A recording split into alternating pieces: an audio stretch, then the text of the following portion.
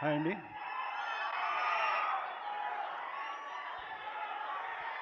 Sir thank you sir. Chiranjeevi sir, ఎప్పటికీ మీ పక్కన కూర్చోవాలన్నా కూడా ఆ, కాసేపు ఈ పక్కన కూర్చున్నంతసేపు నాకు ఊపిరి రాలేదు. త్వరగా స్టేజ్ మీద పిలిచేసరికి హ్యాపీగా వచ్చేసాను.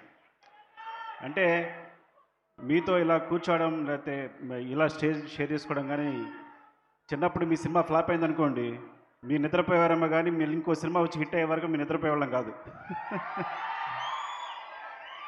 సో అండ్ అలాంటిది మరి చరణ్ని మాకు ఇచ్చినందుకు థ్యాంక్ యూ సో మచ్.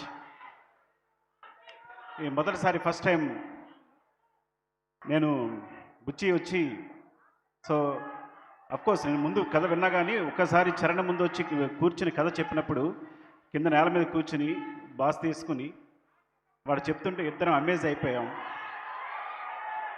చాలా ముచ్చట పడిపోయాం. చరణ్ కళ్ళలో అయితే నీళ్ళు ఉన్నాయి. అంటే ఒక కమర్షియల్ సినిమాని ఒప్పుకోవడం మామూలు విషయం కాదని, చరణ్ ఆ టైంలో ఎంత ఒక మాస్ సినిమానైనా తను ఏదైనా యాక్సెప్ట్ చేయొచ్చు.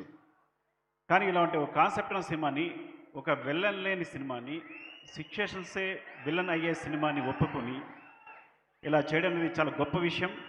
అంతకన్నా గొప్ప విషయం, అలాంటి సినిమాని మీరు ఆదరించి ఇంత బ్లాక్ బస్టర్ చేయడం ఇంకా గొప్ప విషయం. అంటే ఈ సినిమా కమర్షియల్ సినిమా అనే కాన్సెప్ట్ని మార్చేసింది ఈ సినిమా అనేది. That the thanks for Buchibabu for that. I think one of promising డైరెక్టర్గా, అంటే ఒక ఉప్పెన తీసిన అబ్బాయి ఇంత పెద్ద సినిమాని, ఇలాంటి పెద్ద సినిమాని హ్యాండిల్ చేయడం అనేది చాలా గొప్ప విషయం. Love you, congratulations and thank you. Love you రా, ఇలాంటి సినిమా ఇచ్చినందుకు.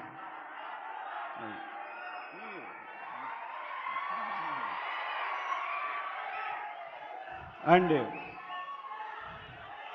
చరణ్ చరణ్ చరణ్ అంటే ఒకటి ఇలాంటి సినిమాని ఒప్పుకోవడం, ఆ సినిమా కోసం తను కావాల్సినట్టుగా కష్టపడడం, మీరు ఒక బాడీని ప్రతి సినిమాని ప్రతి సీన్ కోసం తను కసిగా పనిచేయడం, ఇన్వాల్వ్ అయిపోవడం, కేవలం చరణ్ కష్టానికి తగ్గ ఫలితమే ఈ రిజల్ట్ అనేది డెఫినెట్గా.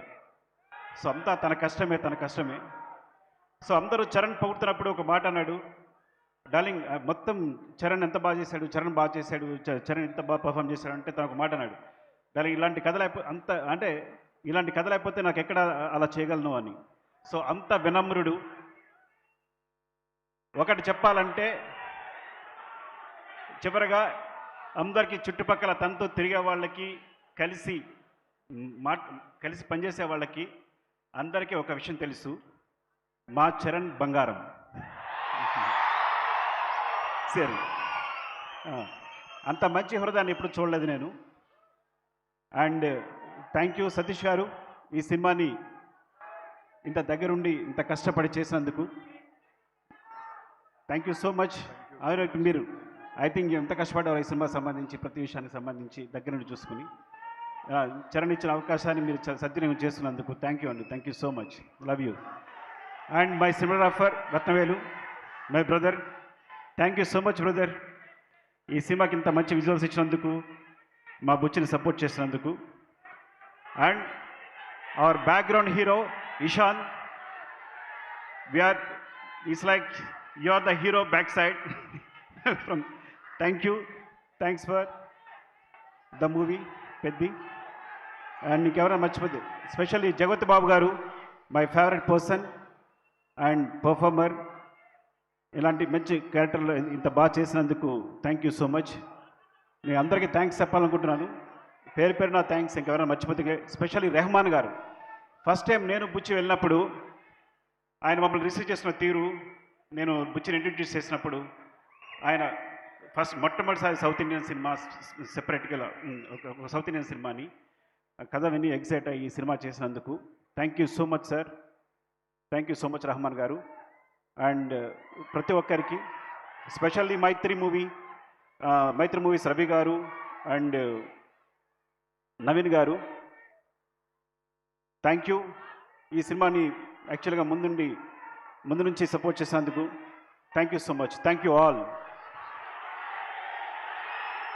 Thank you Sukumar. RC17, right? RC17. Yeah.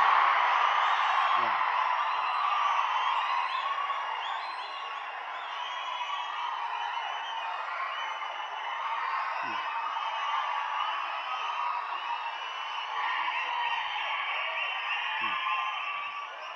Cinema కోసం అడుగుతున్నారండి. అదే గాట్ ఇట్. నేను చెప్పను. Okay, wait. నాకు చెప్పడం ఇష్టం ఉండదు డెఫినెట్గా.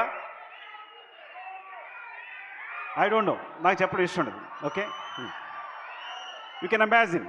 Thank you, love you, I'm very sorry. Thank you Sukumar గారు, థ్యాంక్ యూ సో మచ్.